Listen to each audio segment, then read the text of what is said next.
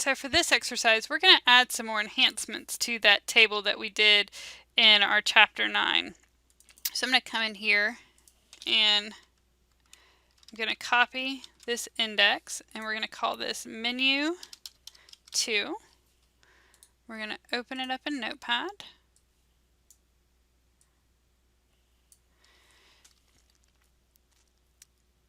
So we can see down here, remember we did our second and fourth row with that alt row. And so we're going to get rid of these because we're going to use CSS pseudo classes. So let's get rid of the class alt row.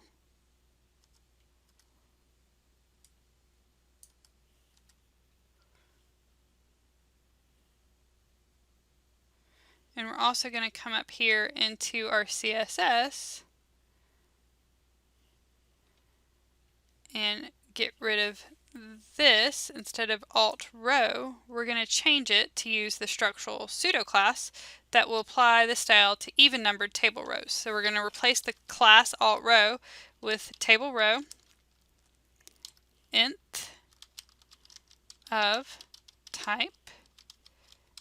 We want it to be, so table rows that are even are going to have this style applied to it.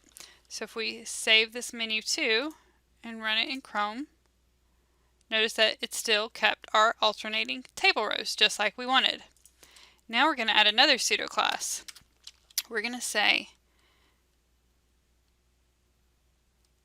first of type. So table row that's first of type, so the first table row.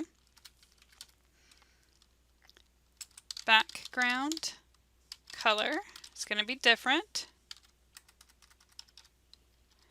And then our text color is going to be that light gray.